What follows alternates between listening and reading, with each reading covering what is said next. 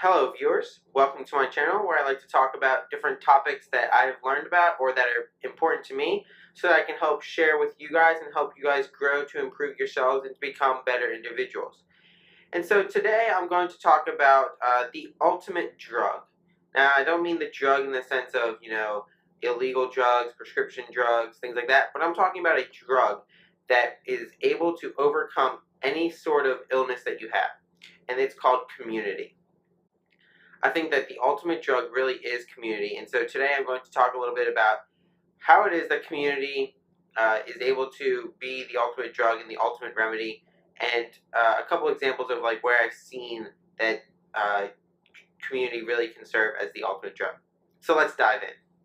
All right, so there are tons of illnesses out there, whether it be genetic or environmental or just like a normal illness, things like that. And this is aside from like when you get the flu or when you have a cold or things like that. That's another story. But I'm talking about when you have an illness such as like an addiction or you're going through something else that's really hard and that's like I don't know, the sort of illness where it's hard to break free from whatever it is because it's a habit or it's something that you keep doing or it's something that isn't pleasant or things like that. So whether it be alcoholism, workaholic, um, any of those things that like are obsessive sort of kind of things and stuff like that, that no matter any drug you take or how much this, that, or the other that you do in order to try to fix it, it's just never enough. It always feels like you're going in like circles, like you're spiraling in circles. And I think that community is like the strongest sort of drug. I think because humans are so naturally inclined to want to be with each other and to spend time with each other and things like that, that when we have a community who supports us, it serves as the ultimate drug. So to take this and make it more practical to understand, take Weight Watchers for example. Weight Watchers is not successful because they have this program where you have points and you count your points and they add up to a certain number and all that stuff. Weight Watchers is successful because they have created a community where all of the people who are doing Weight Watchers, they're on a social media platform together, or they're forming their own individual groups together where they're helping support each other. They're encouraging each other. They're saying you can do it when times are hard. They're there for each other, or when things are going great, they applaud each other and things like that. And so, having that sort of that group behind you, pushing you forward, is really what allows people to succeed. You see this in companies all the time when it comes to organizations and them growing and being successful. It's the community that they have created. It's their culture that as they move forward, they push each other to improve and to do better and to go through those tough times. I mean, the real entrepreneurs, the real small businesses that start up and succeed because they have created such a strong community where they can help carry each other forward, and they all have a similar cultural or similar beliefs that are reflected through the culture of the company. And so that's deviating a little bit from illnesses, but illnesses are the same way. So if you're doing something, if you're struggling with alcoholism and it's just a repetitive system, you're saying I'm gonna stop drinking today, or I'm slowly gonna go down. You might start doing really well. There might be some drugs to help you, or some medicines and prescriptions that help you wean off of it or cut the curve or the desire to do it.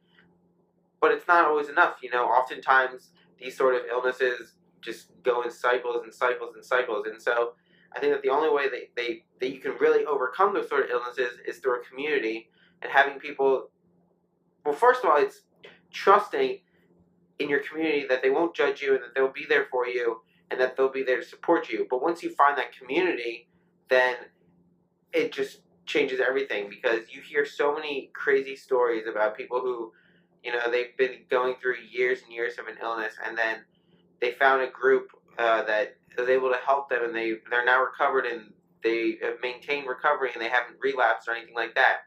And another source of evidence that community is so powerful is that think of all the during illness groups and post illness groups that have been created. I mean, they're all about having a group of people together who can relate to each other, support each other, and encourage each other. And so that's exactly what a community is. And so you don't need to go to an expensive facility to get treatment, or you don't need to.